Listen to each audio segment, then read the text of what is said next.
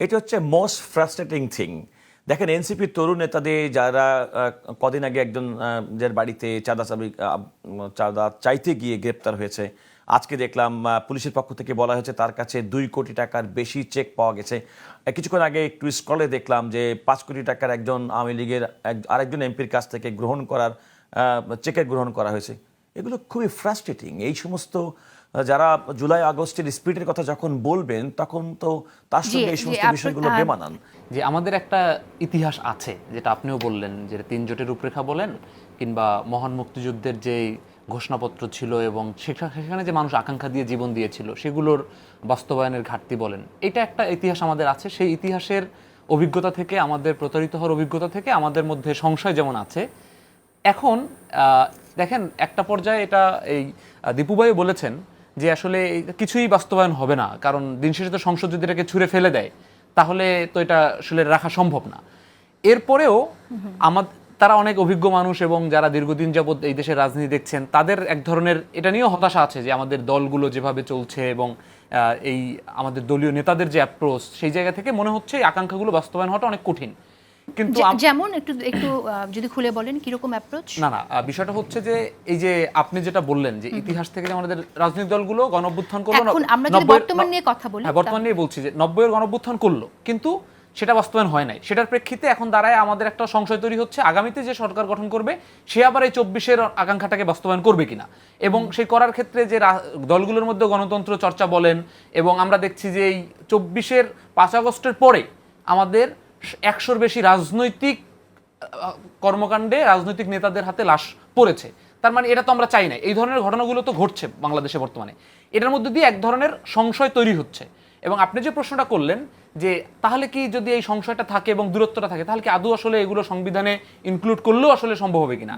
দেখেন, আমরা আসলে কি চাই? আমরা চাই আমাদের এই সংশয়টা আছে, এবং গত 15 বছরে হাসিনার বিরুদ্ধে যখন লড়াই করেছে তখন এরকম একটা গ্রুপ, এরকম আপনি জানেন, তৈরি হয়েছিল যে অনেকে মনে করেছিল যে হাসিনা যতদিন বেঁচে আছে ততদিন তিনি ক্ষমতায় থাকবেন, সরকারে থাকবেন, একে মনে হয় না ফেলানো সম্ভব।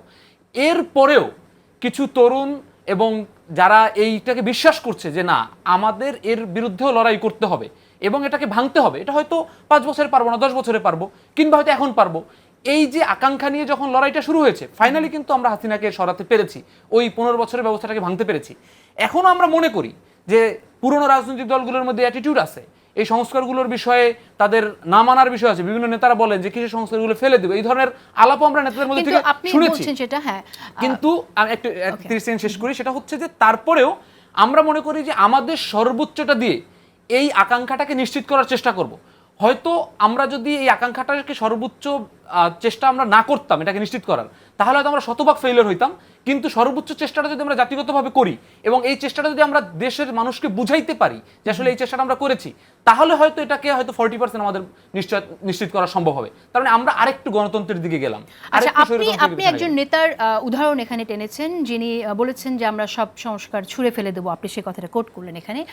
কিন্তু আপনি আরেকটা দিক দেখলেন না, যে অন্য নেতারা কি পরিমাণ পরিশ্রম করছে, কিরকম সময় দিচ্ছে, মানবো না মানছি, সেই যে যুদ্ধটা চলছে, আলোচনা চলছে, সেটাকে গুরুত্ব দিলেন না? আমি অবশ্যই এটাকে গুরুত্ব দিচ্ছি। আমি যে কারণে আলোচনার বলছি শুরুতে, যে আলোচনার দুইটা দিক আছে, যে এক ধরনের এই ধরনের একটা টেন্ডেন্সি থাকবে যে ক্ষমতা পেলে আবার কুক্ষিগত করা, আবার এই আন্দোলন সংগ্রাম, এই ধরনের আলোচনা পর্যালোচনার মধ্য দিয়ে, রক্তের মধ্য দিয়ে আবার এক ধরনের রাজনৈতিক গোষ্ঠী তৈরি হবে যারা এটাকে, সংস্কারটাকে টিকায় রাখার চেষ্টা করবে, যারা নিজ দলের মধ্যে ফাইট দিবে। আমরা বিশ্বাস করি বাংলাদেশের 30টা-40টা রাজনৈতিক দলের মধ্যে প্রত্যেকটা দলের মধ্যে এখন একটা শ্রেণী তৈরি হয়েছে যারা বিশ্বাস করে আগামীর বাংলাদেশটাকে ভালো রাখতে হবে, এবং সবাইকে আমরা ফেলো মনে করি। Totally agreed. কিন্তু আপনি যদি সংশয় প্রকাশ করেন, গ্লাসে যে জায়গাটা শূন্য খালি আছে সেদিকেই যদি তাকান, তাহলে আপনি সেটাকে আটকাবেন কি করে? সেটাকে আপনি জুলাই সনদে সিগনেচার করব না, নির্বাচন করব না, সেভাবেই কি আপনি আটকাতে পারবেন? না, আমি এটা মনে করি না।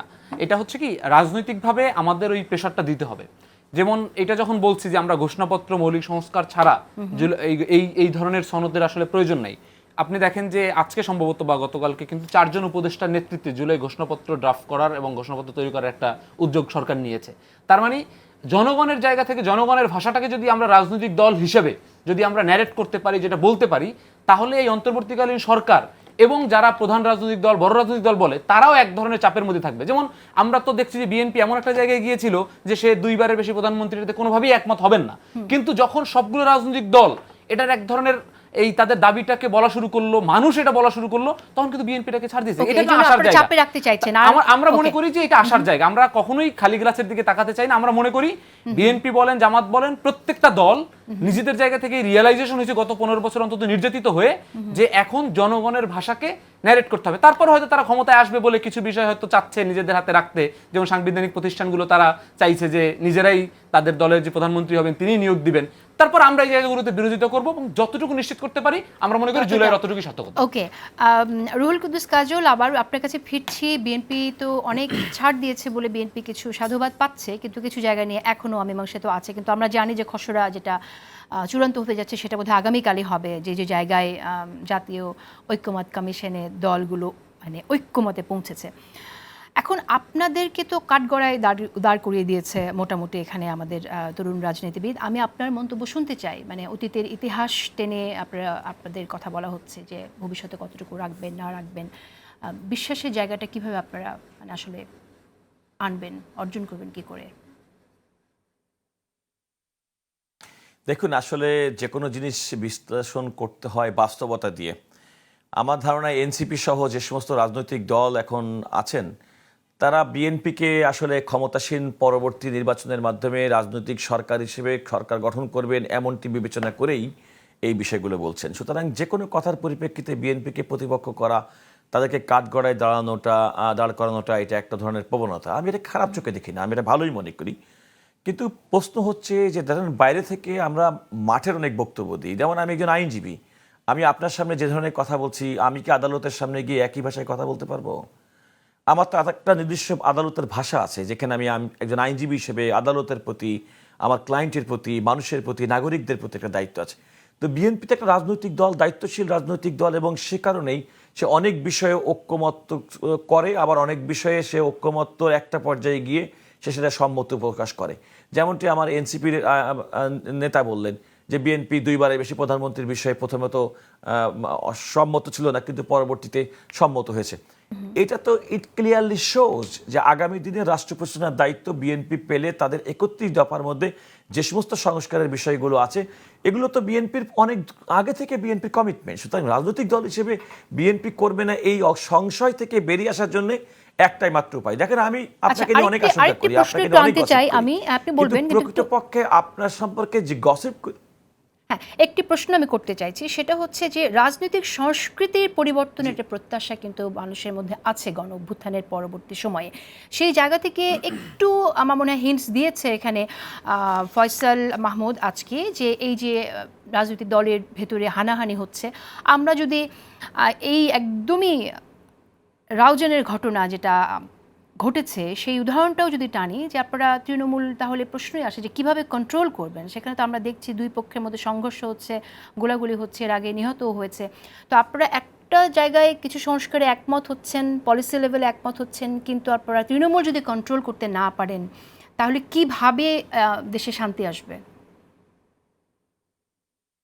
এই ক্ষেত্রে আমি আপনাকে বলি, শোনেন, এই সমস্ত সমস্যার সংশয়ের মধ্যে, অ্যাপ্রিহেনশনের মধ্যে না থেকে বাস্তবতা কি? বাস্তবতা হচ্ছে একটা স্টেবল গভর্নমেন্ট আমাদের দরকার, একটি রাজনৈতিক সরকার দরকার, যেটা হচ্ছে বর্তমান অন্তর্বর্তীকালীন সরকারের অন্যতম কমিটমেন্ট। একটি রাজনৈতিক সরকার যখন তার ক্ষমতায় আসবে কিংবা যখন ক্ষমতাসীন হয়ে যাবে, যখন তার পুরো রাষ্ট্রের উপর তার একটা নিয়ন্ত্রণ থাকবে, ছাত্রদের কথা শুনবে, শ্রমিকের কথা শুনবে, জনগণের কল্যাণে কাজ করবে। আমি সেই রাজনৈতিক প্রক্রিয়ার মধ্যে একটা বন্দোবস্ত যাওয়ার আগেই যদি আশঙ্কা থেকে যদি আমরা তাদেরকে দূরে সরে রাখি, তাহলে তো কোনোদিন কোনো বাস্তবতা হবে না। হ্যাঁ, বিএনপির বিরুদ্ধে, বিএনপির রাষ্ট্র ক্ষমতার দায়িত্ব ছিল, বিএনপির বিরুদ্ধে 1000টা অভিযোগ থাকতে পারে, কিন্তু পরবর্তী নির্বাচনের মাধ্যমে বিএনপি যদি জনগণের ম্যান্ডেট পেয়ে ক্ষমতায় আসে, তারা যদি পূর্বের মতো আচরণ করে কিংবা ফ্যাসিবাদের মতো আচরণ করে, তাহলে মানুষ একইভাবে বিএনপি থেকে মুখ ঘুরে নেবে।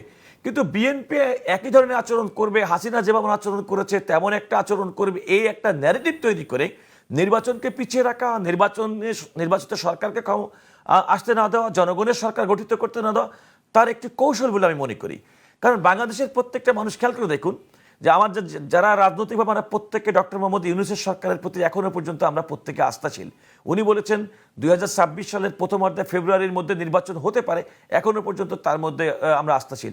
আজকে যেমন বেশ কয়েকটি নির্বাচনী আসনের সীমানা পুনর্নির্ধারণ করা হয়েছে, এগুলো হচ্ছে নির্বাচনের দিকে এগিয়ে যাওয়ার একটা আমি মনে করি প্রক্রিয়া। এরকম একটি সময়ে জুলাই সনদপত্র ঘোষণা সাইন করব না, এটাকে ছুঁড়ে ফেলে দিব, এটাকে আমরা মানি না, মানবো না, এ কথার অর্থ হচ্ছে প্রকারান্তরে যে আগামী নির্বাচনকে প্রলম্বিত করা কিংবা নির্বাচনকে বাধাগ্রস্ত করা। আচ্ছা, আমার এই কথা ফিরবো ভাবতে আবার কোনো আপনার কাছে। অসুবিধা নেই। আমি যে দেখুন, জি, রুহুল কুদ্দুস কাজল, আমি আবার নির্বাচিত আপনার কাছে ফিরবো।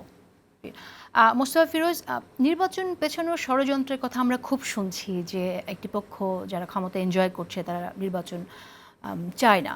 আপনিও কি তাই মনে করেন কিনা? আসলে কতটুকু ষড়যন্ত্র, কতটুকু ষড়যন্ত্র বলবো না আমি, একটা প্রবণতা আছে যে একটু আরো কিছু কাজ করি, আরো কিছু শো করি। হয়তো ডক্টর যতটুকু মোহাম্মদ পেছানো ইউনূস যায় আর হয়তো কি। কিছু দৃষ্টান্ত রেখে যেতে চান, যাতে বলতে পারেন যে আমি এই টার্মে এসে এইগুলো অর্জন করলাম, এইগুলো রেখে গেলাম। সেটা আবার তো উনি তো যেহেতু সারা বিশ্বব্যাপী বক্তৃতা দেন, সেগুলো যাতে ইনক্লুড করতে পারেন, সেটা আমি ষড়যন্ত্র বলবো না। কিন্তু একটা জিনিস যেটা গ্যাপটা হলো এই, যে এই ধরনের গভর্নমেন্ট বেশি দিন থাকতে পারে না। এটা বেশি দিন থাকলেই ঝুলে যায়। আপনি 1/11-এর কথাই বলেন, প্রথম 6 মাস জনগণের কি সমর্থন ছিল না? ছিল। তখন বিএনপি আওয়ামী লীগের বিরুদ্ধে মানুষ মুখ ফিরায় নিয়েছিল এবং মনে করছিল এরা হানাহানি করে, কারণ বেশ কিছু মৃত্যুর ঘটনা দেখছে, তারা মনে করছে যে এরাই থাকুক। কিন্তু ওরা আবার নিজেরা রাজনৈতিক দল করতে যেয়ে দুর্নীতি অনিয়মে জড়ায় যেতে পারে, 6 মাসের পর থেকে নামতে থাকলো। তার তত্ত্বাবধায়ক সরকারও দেখেন 3 মাস থাকে, খুব স্মার্টলি আবার চলে যায়। 6 মাস যখনই পার করলো তখনই অজনপ্রিয় হয়ে গেল। এখন কিন্তু অবস্থা তাই। ডক্টর মোহাম্মদ ইউনূস কে নিয়ে এমন সব কথাবার্তা বলে। আমি কয়েকদিন আগে আমার নিজের গ্রামের বাড়ি গেছিলাম, কেশবপুরে। সেখানে অদ্ভুত, ডক্টর ইউনূসের বিরুদ্ধে ব্যাপক অসন্তোষ। তরুণ নেতা, এই এনসিপির, ওখানে কিন্তু এনসিপির কেউ নাই, কিন্তু তারপরে এনসিপির বিরুদ্ধে ব্যাপক। অদ্ভুত ব্যাপার, বলে যে যদি নিরপেক্ষ নির্বাচন হয়, আমার আত্মীয়স্বজনের মধ্যে কেউ কেউ বললো আওয়ামী লীগ জিতবে, আবার কেউ কেউ বললো যে জামাত জিতবে, আবার ঠিক সমপরিমাণ কিন্তু আবার বিএনপিও আছে। তার মানে কিন্তু ফিল্ড কিন্তু, আমি যদি বলি, যেহেতু আমার আত্মীয়স্বজন তারা একটা মৃত্যু উপলক্ষে এসেছিল আমার বাড়িতে, বেশ আমারই আত্মীয়স্বজন, তাদের মধ্যে আমি এই মতামত দেখে, কিন্তু অধিকাংশই হচ্ছে ডক্টর ইউনূসের সমালোচক। মানে আবার বলে যে যদি আওয়ামী লীগ নির্বাচনের সুযোগ পায় তাহলে আওয়ামী লীগ জিতবে। আবার কেউ বললো না, জামাত জিতবে, কারণ চাঁদাবাজির বিরুদ্ধে মানুষ প্রচণ্ড রকম ক্ষিপ্ত বিএনপির বিরুদ্ধে। আবার বলছে না, যত যেই বলুক না কেন, আসলে নির্বাচন হলে শেষ পর্যন্ত বিএনপিকেই দেবে। 3 রকমের মত পেলাম। আমি এই জন্যই বলছি তো, যে আমরা ড্রয়িং রুমে বসে অনেক কিছু করতে পারি, আসলে ওইটা উচিত না। মূল কথা হলো যে আপনার 15 বছর ধরে আমি যা চাইছি, আমি তো এত কিছু জানতাম না। এখন এই গত মানে প্রতিদিনই শিখতেছি নতুন নতুন টার্ম, নতুন নতুন শব্দ শুনিই নাই। আমি কেউ বলেনি মুজিববাদী সংবিধান, আমি শুনছি বাংলাদেশের সংবিধান। তাহলে আমি এক সংবিধানকে অশ্রদ্ধা করতেছি। মুজিববাদী সংবিধান কেন মুজিববাদী সংবিধান হবে? এই সংবিধান আপনি অনেক কাটাছাড়া করছে, একেবারে বাকশাল হয়ে গেছে। তারপরে তত্ত্বাবধায়ক সরকার ব্যবস্থা আপনি কবর দিয়েছেন। আমি হঠাৎ করে আমি মুজিববাদী সংবিধান বলার মধ্য দিয়ে আপনি তো সংবিধানকে অশ্রদ্ধা করতেছেন। সংবিধানকে শ্রদ্ধা করা মানে বাংলাদেশের স্বাধীনতা, সার্বভৌমত্বকে আপনি এক ধরনের প্রশ্নের মুখে ফেলাচ্ছেন, কারণ সংবিধানই তো মূল ভিত্তি। তো যাই হোক, এইসব টার্ম আমি তো শুনি নাই। আমি যেটা শুনছি, ভাই একটা নির্বাচন দিতে হবে, আমি যাতে আমার প্রতিনিধি পাঠাইতে পারি। আর এত চাপের মুখে যদি বিএনপি জিতুক বা জামাত জিতুক বা এনসিপি ক্ষমতায় আসুক, তারা যদি জুলাইয়ের আকাঙ্ক্ষা, মানে গণতন্ত্রের আকাঙ্ক্ষা, আমি বলছি যে অনেকের অনেক রকম পয়েন্ট হবে, মূল কথা হলো তো গণতন্ত্র। সেই গণতন্ত্র যদি প্রতিষ্ঠা না করে, তাহলে আমার ধারণা যে বাংলাদেশে এই পর্বের পর আর কখনোই গণতন্ত্র প্রতিষ্ঠা হবে না। আচ্ছা, আসবো আবার আপনার কাছে। আমি ফয়সাল মাহমুদ, আমি আপনার কাছে একটু শুনতে চাই। আপনারা তো অনেক নতুন বন্দোবস্তের কথা বলেন, তো আপনারা যখন নতুন বন্দোবস্তের কথা বলেন এবং আপনাদের স্লোগানই যখন হয় চাঁদাবাজির বিরুদ্ধে স্লোগান, তখন আপনাদের সাথে যারা সঙ্গী সাথী তাদের বিরুদ্ধে চাঁদাবাজির অভিযোগ আসে, এটাকে আপনারা কিভাবে ব্যাখ্যা করবেন আসলে? ধন্যবাদ। দেখেন, এইটা এমন একটা পরিস্থিতি তৈরি হয়েছে, আমরা যারা দীর্ঘদিন যাবৎ লড়াই সংগ্রাম করেছি কিন্তু সরাসরি দলীয় রাজনীতি করি নাই, জুলাইয়ের পরে 5 আগস্টের পরে মনে হয়েছে যে একটা নতুন রাজনীতি করব বাংলাদেশে। আমরা অনেকেই ভিন্ন ভিন্ন পেশা থেকে ছেড়ে রাজনীতিতে এসেছি এবং নিজের জীবনের একটা গুরুত্বপূর্ণ সময় রাজনীতিতে ইনভেস্ট করার সিদ্ধান্ত নিয়েছি। এরপরে যখন আমাদের পাশের কোনো সহযোদ্ধা, আমাদের মিছিলের কোনো লোক কিংবা আমাদের দলের কিংবা আমাদের আশপাশের লোকজন যখন চাঁদাবাজি করে, আমাদের জন্য এটা সবচেয়ে বেশি কষ্টের এবং আমাদের রাজনীতিটাকেও তারা কঠিন করে ফেলছে। কারণ আমরা তো এসেছিলাম আসলে একটা নতুন রাজনীতি দেওয়ার কথা বলে, এবং এতে এর মধ্য দিয়ে এই প্রজন্মের প্রতি, অর্থাৎ দেখেন গত 53 বছরের পরে কিন্তু এই জুলাইয়ের মধ্য দিয়ে এই তরুণ প্রজন্মের প্রতি কিন্তু বাংলাদেশের মানুষের একটা আশা আকাঙ্ক্ষা তৈরি হয়েছিল। Right. সবচেয়ে বেশি প্রতারিত ফিল করে এই জনগণ এই প্রজন্মের প্রতি, যে তারা বিশ্বাস করে তৈরি হয়েছিল, সেই কষ্টটা তো আমাদের আছে। একেবারেই এটাকে সমর্থন তো দূরের কথা। আপনারা কি তাহলে টের পান যে চাঁদাবাজি যে হচ্ছে এবং এটা একটা দেশের সমস্যা, এটা আসলে শুধু একটা দলের উপর চাপিয়ে দিয়ে যে সমস্যাটা না, সমাধান হবে আমি না? ওই জায়গায় আসি যে এটা অবশ্যই টের পাই যে আসলে দলের এবং রাজনীতিতে যারা আসেন, বিভিন্ন লেভেলের এই চাঁদাবাজরা যে আসেন বেরেন, এটা ভয়ঙ্করভাবে আমরা টের পাই, এবং এটা অস্বীকার করার কোনো উপায় নাই। যেটা যে একটা দল নির্দেশনা দিয়ে করায়, আমরা আসলে যেটা বলার চেষ্টা করি সবসময় যে আসলে এইটার এক্সটেনশনটা কেমন এবং এটা কোন মাত্রায় যাচ্ছে এবং দলের আসলে অবস্থানগুলো কীরকম হচ্ছে, সেইগুলো নিয়ে আমরা সবসময় কথা বলি। আপনি যে জায়গায় ছিলেন ওইটা বলি যে এই জায়গাগুলো নিয়ে আমাদের অনেক কষ্ট আছে, এবং আমরা অনেক সময় নিজেরাও নিজেদের উপরে প্রশ্ন করি যে আমরা যে এই আকাঙ্ক্ষা নিয়ে আসছি রাজনীতিতে আমরা আসলে টিকতে পারবো কিনা। মানে আমি একেবারে অনিয়ারে বলছি, একেবারে মনের কথাটাই বলছি যে আমরা যারা সবকিছু ছেড়ে আসছি, আমি নিজে বিশ্ববিদ্যালয়ে শিক্ষকতা করতাম, সেটাকে ছেড়ে আমি রাজনীতিতে আসছি একটা আশা নিয়েই তো আসছি। কিন্তু যখন এইরকম আমার যখন দলের একজন লোক কিংবা আমার সাথের একজন লোক যখন চাঁদাবাজি করে, যখন টেন্ডারবাজি করে, যখন একটা সন্ত্রাসের রাজত্ব কায়েম করে, তখন আমাদের শঙ্কা তৈরি হয় যে আসলে আমরা কি বাংলাদেশে যে রাজনীতি করার জন্য আসছি সেটা করতে পারবো কিনা। দ্বিতীয় জায়গা যেটা আমি ভাইয়ের সাথে একটু দ্বিমত করব, যে এই সংবিধানকে অশ্রদ্ধা করা আসলে রাষ্ট্রকে অশ্রদ্ধা করা, এবং এর আগে তো গত 15 বছরে কেউ সংবিধানকে অশ্রদ্ধা করে নাই, এই জায়গাটা আসলে সত্যি না। এবং এই এখন যে সংস্কার এবং আলাপগুলো আসছে সেগুলো যে সবই 5 আগস্টের পরে আসছে, এটা তো আসলে একমত না। দেখেন বেগম জিয়ার একটা কোটেশন আপনার কোট মনে থাকার কথা, যে আমরা ক্ষমতায় আসলে এই ধরনের স্বৈরাচারী সংবিধান ছুঁড়ে ফেলে দেব। তার মানে সাংবিধানিকভাবে যে রাষ্ট্রটাকে ধ্বংস করা হয়েছে, এটা কিন্তু এই আপসীর নেত্রী বেগম জিয়া তিনি কিন্তু ফিল করে বলেছেন। দ্বিতীয়ত হচ্ছে দেখেন এই যে বিচার বিভাগ যে দলীয়করণ হয়ে গেছে, এটাকে যে ভেঙে দিয়ে নতুন করে করতে হবে, এটা কিন্তু 5 আগস্টের পরের আকাঙ্ক্ষা না। তার মানে বাংলাদেশের কাঠামোগত যেই জায়গাগুলো ধ্বংস হয়ে গেছে, ইভেন এই হাসিনা যেই কাঠামো রেখে গেছে, চাইলেও আপনি 3 মাসের মধ্যে একটা আপনি নির্বাচন দিতে পারতেন না এই কাঠামোর মধ্যে থেকে। আমি আব্দুল আল মিন্টুর বরাদ দিয়ে আমরা জানলাম যে বিএনপি চেয়ারপারসন ডিসেম্বরে ইলেকশন হলে তিনি নির্বাচনে অংশগ্রহণ করবেন। আমি জানতে চাইছি যে উনি কি আসলে অংশগ্রহণ করবেন কিনা, আর যদি ডিসেম্বরে না হয় ফেব্রুয়ারিতে হয় তাহলে কি উনি অংশগ্রহণ করবেন না, ব্যাপারটা কি এরকম? দেখুন, এটা তো একেবারে আব্দুল আল মিন্টু সাহেবের রেফারেন্সে যে কথা বলা হচ্ছে, তিনি তো একজন দায়িত্বশীল নেতা। তিনি দায়িত্বশীলতার জায়গা থেকে বলেছেন। আমার মনে হয় যে সেটাকেই আমরা অ্যাজ ইট ইজ ধরে নিয়ে আমার মনে হয় এই ব্যাপারে আমার জন্য নতুন কিছু অ্যাড করা কিংবা মানে সম্ভাবনা অসম্ভাবনা বিষয়ে পর্যালোচনা করা, এটা একেবারেই অনুচিত বলে আমি মনে করি। কারণ বেগম খালেদা জিয়া বাংলাদেশে যতবার নির্বাচন করেছেন তিনি প্রত্যেকবার নির্বাচিত হয়েছেন। সুতরাং বেগম খালেদা জিয়া বাংলাদেশে আমার মনে হয় নাগরিকদের মধ্যে সবচেয়ে জনপ্রিয় নেতা। এবং বেগম খালেদা জিয়া কিন্তু কোনো নির্দিষ্ট আসনের প্রার্থী হন না, তিনি সারা দেশের বিভিন্ন জায়গা থেকে নির্বাচন করেন এবং তিনি প্রত্যেকবারই সেইভাবে নির্বাচিত হন। সুতরাং সাধারণ মানুষের আপামর জনগণের অবিসংবাদিত নেতা বলতে যা বোঝায় সেটা হচ্ছে বেগম খালেদা জিয়া। বেগম খালেদা জিয়া শারীরিকভাবে এখন অনেক সুস্থ, এটা আমরা জানি, এবং তিনি নির্বাচন করবেন কিংবা জনগণ তাকে চাইবে তিনি নির্বাচনটাও হোক, তিনি এটা তো খুবই প্রত্যাশিত। আমি একজন রাজনৈতিক দলের ক্ষুদ্র কর্মী হিসেবে আমি তেমনটি প্রত্যাশা করব, এবং বাংলাদেশের মানুষ আমি বিশ্বাস করি যে তিনি বেগম খালেদা জিয়া বর্তমানে হয়ে উঠেছেন জাতীয় ঐক্যের প্রতীক। সবাই চাইবে যে তিনি পরবর্তী যে অতি সম্প্রতি যে নির্বাচনের আমরা প্রত্যাশা করছি সেই নির্বাচনে তিনি অংশগ্রহণ করবেন, এটা আমার প্রত্যাশা। কিন্তু তিনি এটা নিয়ে কথা বলার মতো অবস্থানে আমি নেই। ধন্যবাদ। আপনার মন্তব্য শুনতে চাইছি। আমরা তো আসলে ডিসেম্বরে বা ফেব্রুয়ারিতে হলেও আমরা চাইবো উনি না, এখন যে প্রেক্ষাপটে সেই প্রেক্ষাপটে ওনার যেহেতু কোনো প্রতিদ্বন্দ্বী নেই, নির্বাচনে অংশ করা না করা গুরুত্বপূর্ণ না। ওনাকে একটা রাষ্ট্রের একটা সম্মানজনক পদে অধিষ্ঠিত করাটা এটা একটা মোরাল একটা অবলিগেশন থাকা উচিত সব রাজনৈতিক দলের। কারণ 15টা বছরে উনি যেই ত্যাগ তিতিক্ষা আন্দোলন সংগ্রাম করছেন এবং তার ব্যক্তি জীবনের উপর দিয়ে গেছে, সেটার প্রতি সবারই শ্রদ্ধা থাকবে। এবং আমার ধারণা যে ওনার ব্যাপারে হয়তো কোনো রাজনৈতিক দলেরই কোনো আপত্তি থাকবে না, সেরকম একটা জায়গায় ওনাকে করা দরকার। উনি কেন প্রতিদ্বন্দ্বিতা করতে যাবেন? প্রতিদ্বন্দ্বিতা এখনকার যে রাজনৈতিক দলগুলো আছে সেখানে ওনার এটা মানানসই না। নির্বাচনে অংশগ্রহণ করা মানেই তো একরকম প্রতিদ্বন্দ্বিতা। আচ্ছা, ফয়সাল মাহমুদ, আমি আপনার কাছে একটু আসি আবারও। আমরা তো অনেক আসলে নতুন বন্দোবস্তের কথা বলছি, কিন্তু নতুন বন্দোবস্তের জায়গা থেকে পরিবর্তন, খুব গুণগত পরিবর্তন আমরা তেমন দেখলাম না।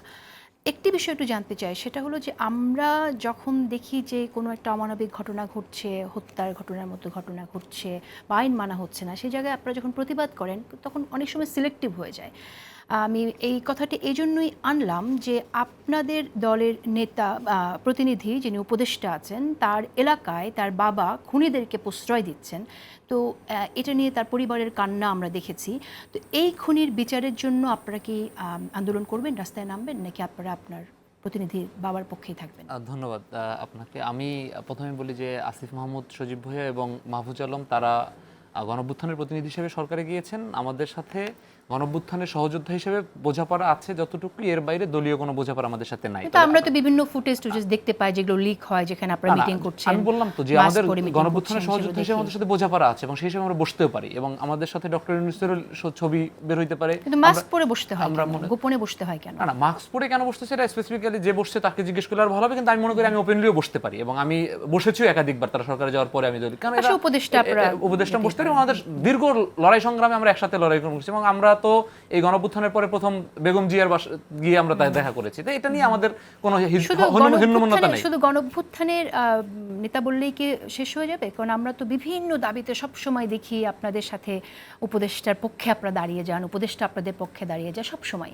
না, আমরা এই কথাগুলো বললে কি জনতাকে বোঝানো যায় আপনার মনে হয়? এখন এটা যদি এখানে কোনো ধরনের কোনো হিপোক্রিসি থাকে, জনগণ তো সেটা ধরতেই পারবে। কিন্তু আমি একবার পরিষ্কারভাবে বলছি যে যেই বিষয়গুলোতে জনদাবির বিরুদ্ধে যায় সেই দাবিগুলোতে আমরা উপদেষ্টাদেরও বিরুদ্ধে অবস্থান করি। তাহলে এই বিষয়টা কবে আমরা আন্দোলন দেখব? আমি এটাও পরিষ্কার করছি। সেটা হচ্ছে যে যেমন একটা উদাহরণ দিয়েই বলি, যেমন জগন্নাথের ইস্যুতেও আমাদের সহযোদ্ধারা আন্দোলন করেছে শিক্ষা উপদেষ্টা বা শিক্ষার এর বিরুদ্ধে, এবং এই যে রিসেন্ট সময় মাইলস্টাইনের ব্যাপারে যে শিক্ষা সচিব এবং শিক্ষক উপদেষ্টার যে অবহেলা এবং তারা যে ধরনের দায়িত্বহীন, কাণ্ডজ্ঞানহীন ব্যবহার আচরণ করেছে শিক্ষার্থীদের সাথে শিক্ষা উপদেষ্টা এবং শিক্ষা সচিব, তো সের বিরুদ্ধে আমরা কথা বলেছি।